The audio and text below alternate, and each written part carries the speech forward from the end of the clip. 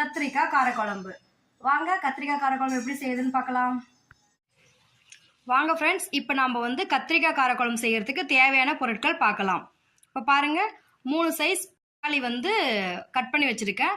அடுத்து 2 பச்சை மிளகாய் கீறி வச்சிருக்கேன். 1 கொத்து கொத்தமல்லி, மீடியம் சைஸ்ல 2 வெங்காயம் பொடிசா நறுக்கி வச்சிருக்கேன். அதுக்கப்புறமா 1 கொத்து கறிவேப்பிலை, 2 பூண்டு வந்து உரிச்சு வச்சிருக்கேங்க. இப்போ நம்ம 4 கத்திரிக்காய் எடுத்து நீட்டு வாக்கில் கட் பண்ணி வச்சுருக்கோங்க. அடுத்து வந்து 1 முருங்கைக்காய் பாருங்கள் எப்படி கட் பண்ணி வச்சுருக்கேன். இது போல் நீங்கள் கட் பண்ணி கத்திரிக்காய் வந்து தண்ணியில் போட்டு வைக்கணும், இல்லைன்னா அது கருப்பாயிரும்ல, அதனால். வீட்டு மிளகாய் தூள் 4 ஸ்பூன், ஒரு எலுமிச்சம்பழம் அளவு புளி எடுத்து நான் புளி கலசம் செஞ்சு வச்சுருக்கேன். பாருங்கள், வந்து கத்திரிக்காய் காரக்குழம்பு செய்கிறதுக்காக ஒரு கடாய் சூடு பண்ணி எண்ணெய் ஊற்றிக்கலாம். அதில் இப்போ எண்ணெய் சூடானதுக்கு அப்புறம் 4 ஸ்பூன் எண்ணெய் ஊற்றிட்டு எண்ணெய் சூடானதுக்கு அப்புறமா வந்து கடுகு போடணும். எண்ணெய் நல்லா சூடாக இருந்துச்சுன்னா உடனே வந்து கடுகு பாருங்க எப்படி பொரிச்சு வருதுன்னு. நல்லா சூடானதுக்கு அப்புறமா போடணும். அடுத்து நம்ம வந்து உளுத்தம் பருப்பு ஆட் பண்ணிக்கலாம்.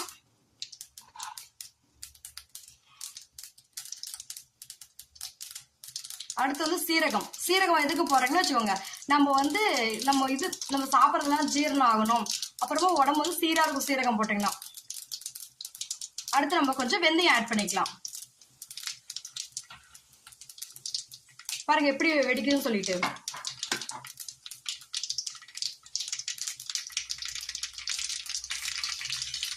அடுத்து வந்து நம்ம கறிவேப்பிலை போட்டுக்கலாம். அடுத்து 2 பச்சை மிளகாய், அடுத்து நம்ம உரிச்சு வச்சு பூண்டு,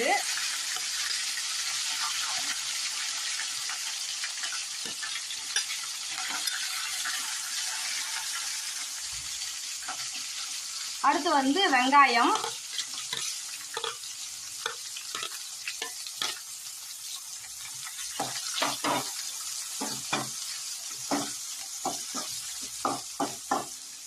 வெங்காயம் ஆட் பண்ணதுக்கு அப்புறம் நல்லா நம்ம வதக்கிக்கலாம்.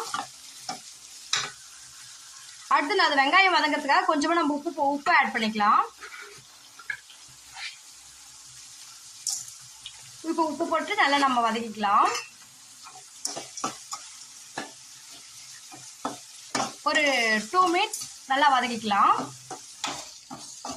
இப்போ நாம வந்து பூண்டு, பச்சை மிளகாய், வெங்காயம் இதெல்லாம் நல்லா வதங்கினதுக்கு அப்புறமா நம்ம தக்காளி சேர்த்துக்கலாம்.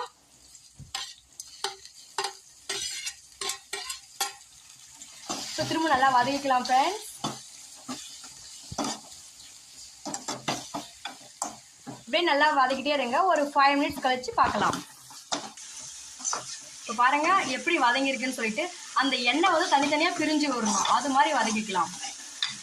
இப்போ அடுத்து வந்து நம்ம கட் பண்ணி வச்ச காய் இருக்குல்ல, அதெல்லாம் ஆட் பண்ணிக்கலாம்.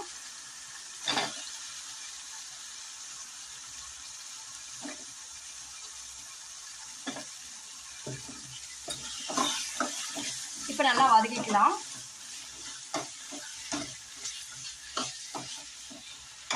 ஒரு 5 மினிட்ஸ் கழிச்சு இப்போ ஒரு 5 மினிட்ஸ் நல்லா வதக்கிக்கலாம்.